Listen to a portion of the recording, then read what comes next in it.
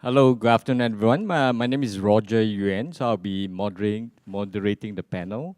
We are quite fortunate. So today we have very experienced marketeers from very diverse industry, covering B2B, B2C as well.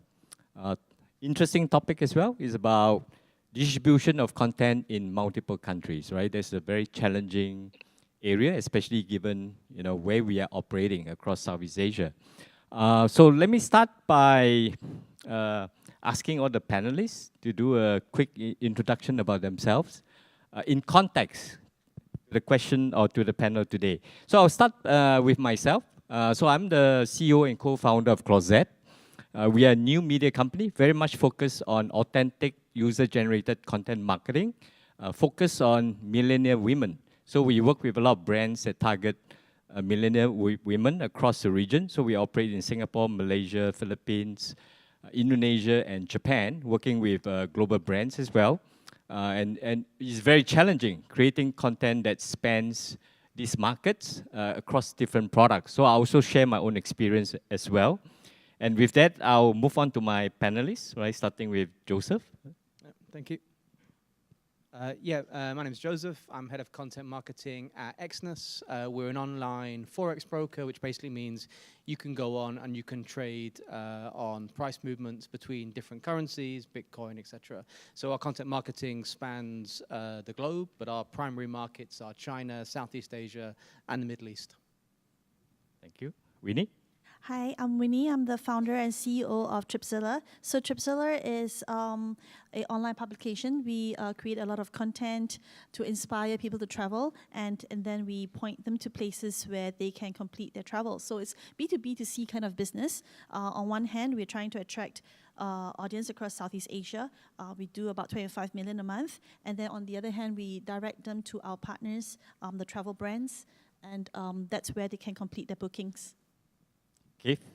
Hi, I'm Keith. I'm the digital editor for Temasek. So I run a digital newsroom team that comprises of content creators, marketers, and an in-house insights team. I think the topic is particularly interesting for us because we are also just starting to embark on our journey of storytelling across the various markets that we have investments in, which include the US, China, the Americas, and parts of Europe as well. So glad to be here. Hi, I'm Catherine. I'm from NICE. We are the leading provider of a software enterprise company. To put it very simply, I was telling Roger, if we actually provide and enable a service provider that actually has a contact center, we actually enable them to actually serve their customers better with a good understanding of structured, unstructured data, whether they are going to have a contact center on the cloud or on-premise. We have the end-to-end solution to provide that to enable a better customer experience serving people like yourself. Well, this is really good folder, right, for the topic, because if you look at their businesses, very varied, including government-related organization, trying to reach out Later, not own, yeah?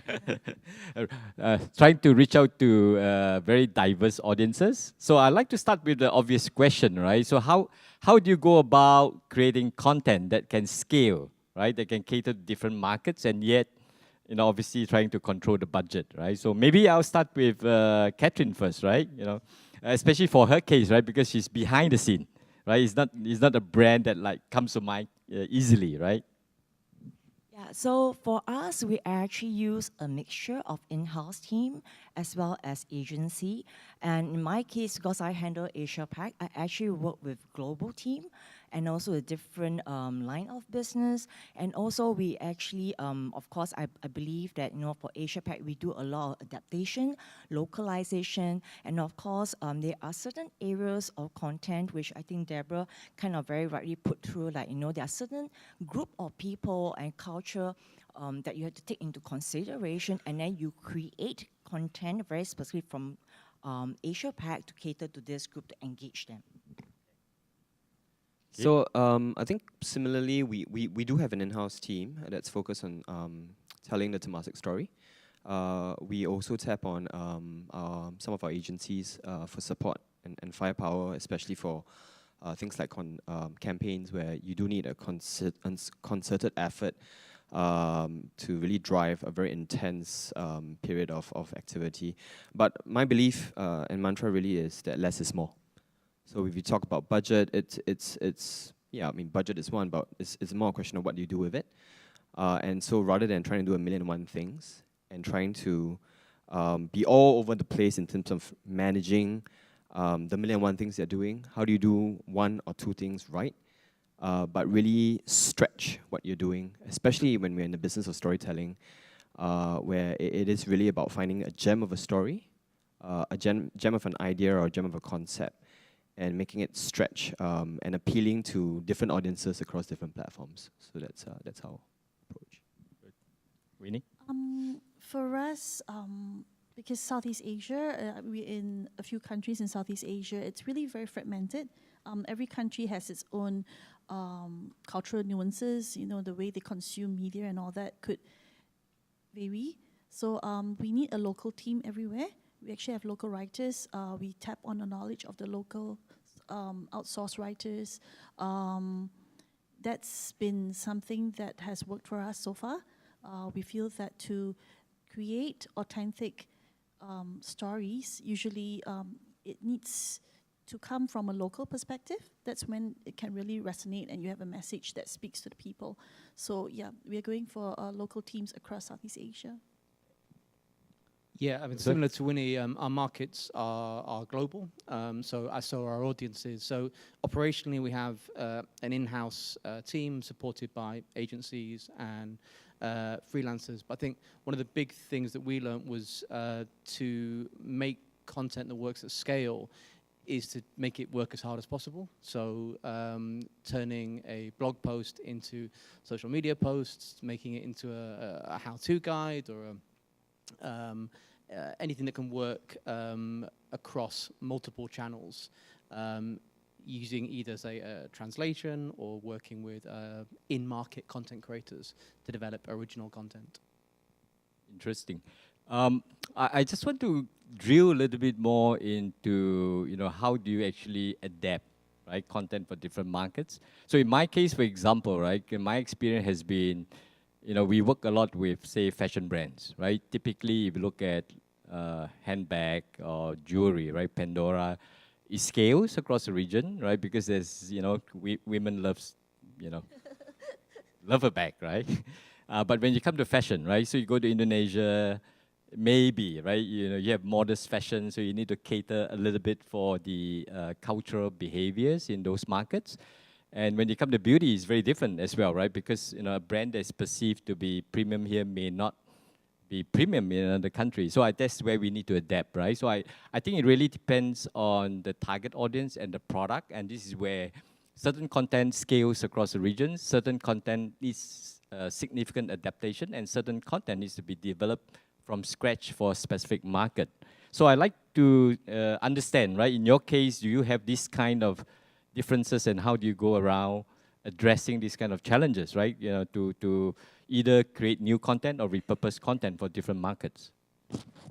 Yeah. Yes, we do recreate, repurpose, all of those. In particular, I think when we handle a diverse region like Asia Pac, there is like, you know, at least 12 other countries that we are covering actively.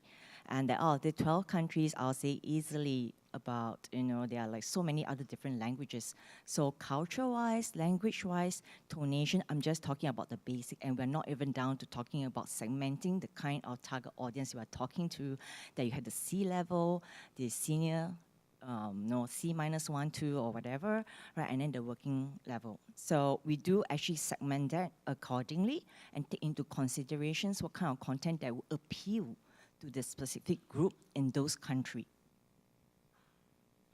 Keith, you want to? I think for us, I mean, our belief is always that, see, stories there are many different kinds of stories, and I think the previous speaker had spoken about the lens in which we can look at storytelling and content marketing. You can't argue with emotions. You can't argue with values. You can't argue with the triumph of the human spirit. There are stories that we tell that will transcend language, culture. I mean, every of us here has seen a Thai ad, right? I don't need to be Thai to appreciate the humor and the values that a Thai ad tries to tell me. In fact, even if it's in Thai, I will try my best to understand. I might even pick up Thai to understand it. So those are stories that I think are evergreen, and they are hero stories. Now, of course, to do stories like that requires a lot of resource and effort, which is where, if you look at, for example, from a more a traditional marketing funnel, the hero hub hygiene concept, I think things that are factual, informational, that point to a specific destination for you to kind of get a to-do list, that's the kind of thing that we think will scale. But in order for you really to connect a consumer or a user or a viewer and be able to win the loyalty of that particular user, we think very human, very emotive storytelling will transcend markets. Yeah. Interesting. So, Winnie, because I may be naive, right? But generally, I think travel content, is very what's the word, right? Is very relevant across all kinds of countries, religions, or demographics, right? What's your experience? You see where the differences that you need to create specific content for different markets? You're right in the sense that there are global themes that resonates with everybody across Southeast Asia. So like useful hacks, very super useful informational articles, that works really well too. Inspirational imagery, unique things to see, out of this world kind of experiences, that we can it's broader, but we still have to go to catch what is trending. We use a lot of social listening tools as well. So things like BuzzSumo, Google Trends, keyword planners, because it's part art and part science, right? I mean, even though as a content creator, there's the intuition of what might work with our audience, we still, the one thing we really learn is you cannot make assumptions. Like, you think this would go viral, no, sometimes it falls flat, right? So we do use a lot of social listening tools as well to know what is trending in each country. Sure. So a good example I can give is that recently, FIFA World Cup. So you think that because it's so hot here, right? So we're like, oh, this is going to be, let's hop on this, and it's trending now. So, Croatia, everybody loves Croatia at the moment. Let's write about Croatia. It worked. Everyone. I'm English. So Okay. Oh yeah, everybody loves. Sorry, Joseph. Sorry. Don't apologize. So it worked in Singapore, Malaysia, but it didn't do anything for us in Philippines. Oh, really? So That's intuitively, we thought it would, but if we had really we saw the what was trending in PH and still we thought, let's just do this. It's working so well here, and with our Muslim audience and all that. No, it didn't. So yeah, that's another thing we learned. Don't make the assumptions. Okay. Yeah, I was so on Croatia, right? It's on my to-do list. Sure. So I work in quite a niche industry, Forex, and we tried initially to create all our content centrally, then translate it into different languages, and it just didn't work. I came up with what I thought was quite a fancy slogan for our Bitcoin campaign, which was "Trade tomorrow's money today," and the Thai translators just looked at me, were like, "Future money? What are you talking about?" So we went back, we sort of brainstormed, and we ended up sourcing Forex traders in each market, China, Thailand, Egypt, etc. But we chose ones who either had a strong social presence or they were doing their own marketing already. And we got them to create our content because they were aware both of the industry, much better than we are, but also the local socio-cultural, economic factors of their audience. And that was much more successful in terms of engagement, all the metrics that you'd measure. We found the originally created content in the local language was just performed exponentially better than anything we were translating centrally and then just feeding out to our local teams. Okay, good. Well, just to follow on to what Keith has mentioned, right? I do agree that when you look at hero content, right? We do a lot of with brands, right? Inspirational content, thought leadership content. Those scales very easily because everyone can relate to inspiration, right? To success coming to people who work hard. Now the challenge comes when you have to look at the return on investment on the content, right? When you need some kind of action. that's where the challenge is, right? For example, we ran a campaign with Zarola, right? Using our content creators, creating different looks, but it's across different countries, and different countries has, this thing sells well, this thing doesn't sell well. How do you then factor that in and, come up with something that's coherent, something that you can measure? So I'm interested in maybe starting with Keith, right? Like in your case, everyone knows Temasek, right? We're just saying about that, but at the same time, how do you measure, right? Where do you spend in terms of the content that you create and that you distribute, and in what countries, right? So how do you map that to your agenda? I think for us, it's also been a learning journey. I think when we first started, we wanted to do a lot of things. And Temasek, to your point, Roger, everybody knows about us, but not everybody. In fact, very few actually know what we do. Right? We are this pie in the sky, right? So I think we looked at it from an ROI perspective in terms of what would drive the most. From my perspective, good PR, goodwill that we can accrue to the brand, and brand loyalty and brand, at least brand awareness. And we found that a lot of what we did from an investment standpoint was already was receptive only to a very selective audience, which are people who are already in the know about us and our core business, which is investing. But the vast majority of, in this case, Singaporeans, which was my key audience when I first started out, were what we termed the sea of neutrals, right? So 7.5 in 10 did not know what we did and were ambivalent about what we did.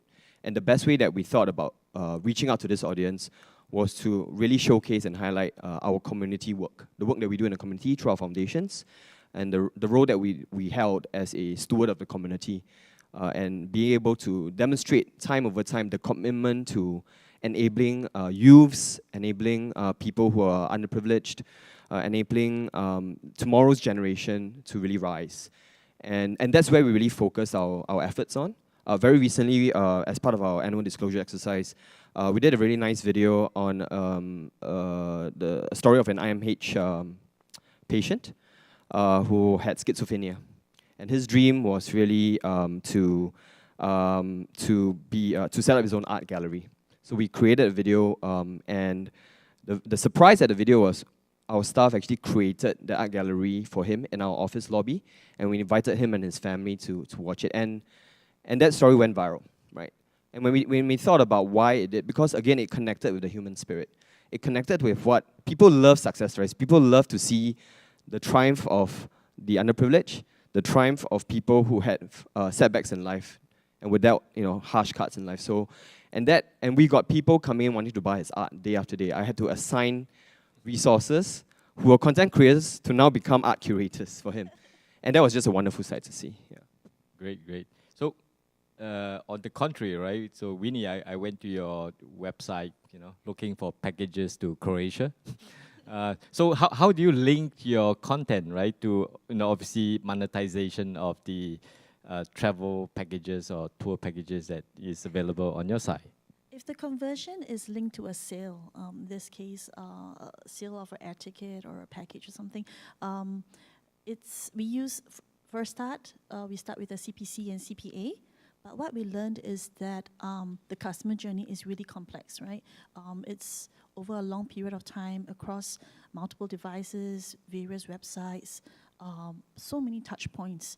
And if we just use the last mile attribution model, it's very unfair because along the way, they've been to a lot of other places, a lot of other touch points that we do not attribute do not give credit for. They have done the heavy lifting to influence the buyer's decision, and yet, at the our CPA on SEM is excellent because finally when they decide, oh, I want to go Croatia and I'll buy with Expedia, natural thing to do is they go to their browser, Google Expedia, and they click on the first result at the search engine results page, right? And this gives us really good CPA for SEM. It doesn't tell the full story. So one thing we do is we drop a pixel with a 30-day window to track the customer's journey to see if where they've been, are they a returning visitor? That actually helps to give a bit more data. Yeah, I'd agree with Winnie. From my side, all our work is digital. We don't have anything physical or offline beyond a few events. And tracking is so important, ensuring that you're linked up to your Google Analytics, Salesforce, whatever CRM you're using, because you have to be able to attribute your content's efforts in order to get budget, in order to prove the efficiency or the efficacy of your activities. And if you're not tracking, particularly if you're relying purely on like a last click conversion model, so all of your efforts are on that, you're going to get very skewed budgets, and also you're going to get a very misshapen customer funnel. I know we're talking about storytelling, but I think you've got to also take into account the analytical side of things, because at the end of the day, that's what they're going to look at when they're looking at your finance department or your boss. Is going to say, show me what you've done and show me the results. You have, you sell very, to me, right, complex products, right? You know, financial instruments, Bitcoin. So how do you go around creating content, and how do you go around distributing the content, right? You know, how do you devise your strategy? Like take Bitcoin, right? Everyone knows Bitcoin, but you know it's complex. It's difficult to get people to invest. So what has worked for you in that instance in terms of crafting a content strategy around that? Sure. I mean, Bitcoin, we benefited from the fact that it's in the news, and it was obviously spiking. So we tried to do a bit of newsjacking on that. So when it was in the news, we made sure that we were publishing content around Bitcoin. But we saw people were arriving and then bouncing away, because what we're offering, a chance to trade on Bitcoin, was not really what they're interested in. So we saw high traffic numbers, but not really much conversion or anything that was actually valuable to us. What was actually much more useful was educational pieces. So how-to videos, ebooks or white papers, guides, anything like that, that basically taught people about the fundamentals of trading, and also actually just how to use our platform, how to log in, how to create an account, how to make a deposit, how to withdraw. When people are investing their money in something, they are incredibly cautious, because they're worried that, is it a scam? Am I going to be able to get my money out? So anything to mitigate that fear and to instill confidence, we found was the most effective content. In emotional, aspirational content, there's definitely an aspirational need why people go into trading, because they're becoming financially independent. They see it as a means, second income, whatever. But in terms of the content marketing, educational content for us was by far the most effective. Okay. We've got 8 more minutes. So I like to end by asking the panelists to share a tip, right? What has worked in terms of effective content that stretches across the region. So from my end, I'll just share something very simple, right? I was just talking to my team, and what we realized in my space today, simple unboxing videos, okay? Now for the guys who's like, what's that? So it's literally someone just opening a box of goodies, right? It could be, a dress that you bought from Zarola or a beauty box, and it's very simple to do. You just open up, but we get tremendous engagement, right? People are very curious what's inside the box, and it scales across the region, right? So that's an example of something that, is very easy to produce. We do it in-house, we distribute that, it resonates across the region. Just like to see if you have similar examples that you would like to share. Actually, over the last 12 to 18 months, we're seeing more and more that in terms of the content-wise, it really gets more creative, and it's those that are really creative out of the box that are getting very good results when we do all the measurements. For example, like for us, it's very difficult to go to the general audience or even our own audience itself to try to explain to them what the new product can do. But to produce a video and tell them what they can get if they have this, rather than selling the product, in terms of what it does, how it frees up the employee, what benefit. It's like, we have actually videos that says how an employee engagement manager software can do. I mean, how many of you would know what that means, right? But after watching that video, the content itself, everybody understands it. The other thing that also that in terms of getting some actual feedback from the ground and making that into insightful information and a piece of content, getting everybody involved and say that, hey, how do they actually measure? right? And how we delivered that content piece also. We were very creative in terms of how we get out of the box. And those are the pieces that actually got us very surprising results. Good. Okay. I think for us, we've come a long way in terms of thinking about content from passive consumption to active sort of participatory content. So I mean, we did a campaign sometime last year around our community work in terms of driving knowledge about our enabling of young musicians in the community. It was called a Great Singapore Replay, and what we did was really in the course of the campaign, we got the audience to kind of vote for which Singapore songs they wanted remade. Just the very sure fact that you're getting the audience involved in decision making that will shape how your campaign and your outcome turns out was a very powerful tool, and you saw that in the social sentiment. So, on our dashboards, we saw people were speculating, they were contributing their own ideas, and we even made the call to say, specific ideas that we saw were highlighted. We highlighted those ideas on our own feed as well. So we got the community involved in the content creation and the storytelling.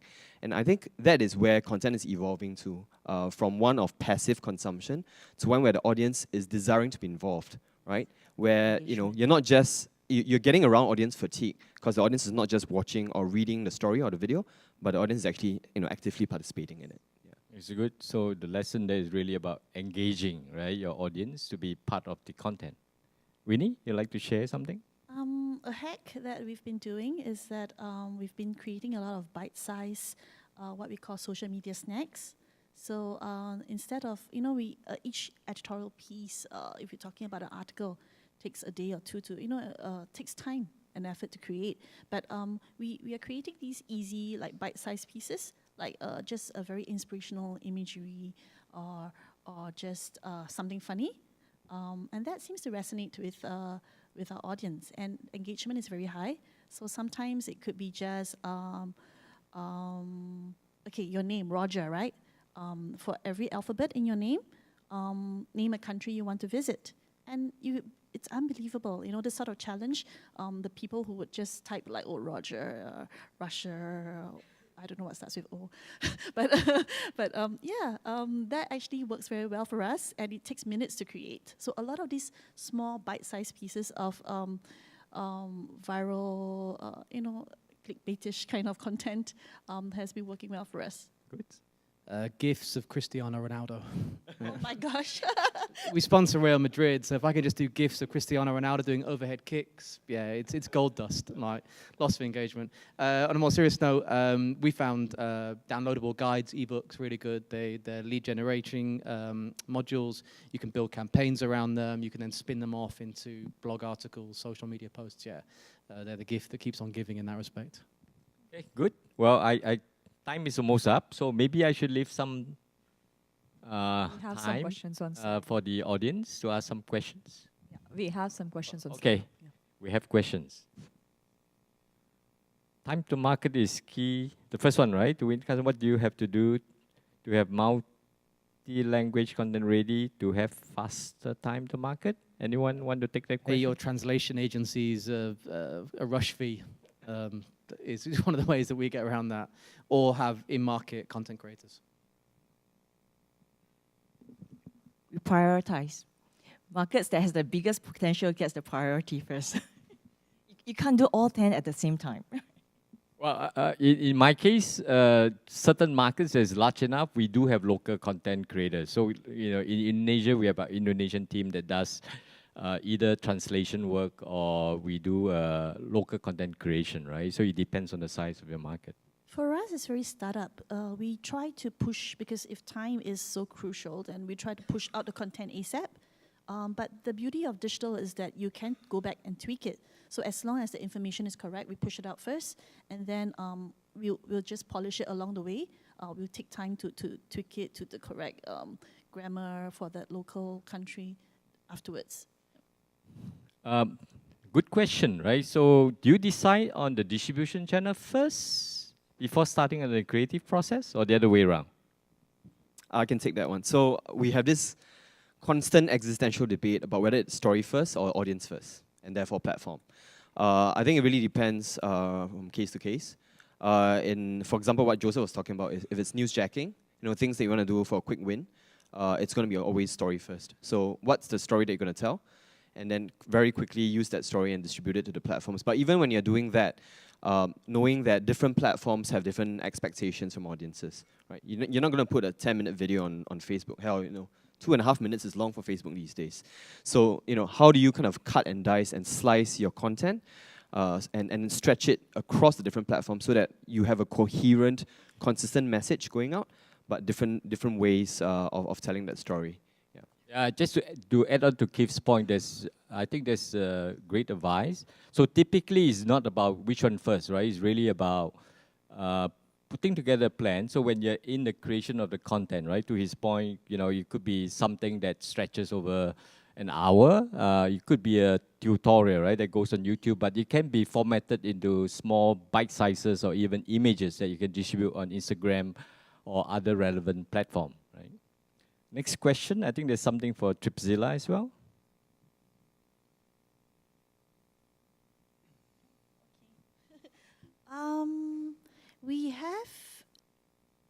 We have to edit everything. If it's a user-generated content, everything has to be curated and edited by our editors before we push it out.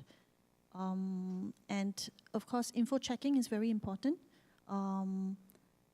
Even before we go through 2 rounds of checking, facts finding and checking before we push out content from users. Continue. There are more questions. Oh, okay, you say time's up. I still got to work. Okay.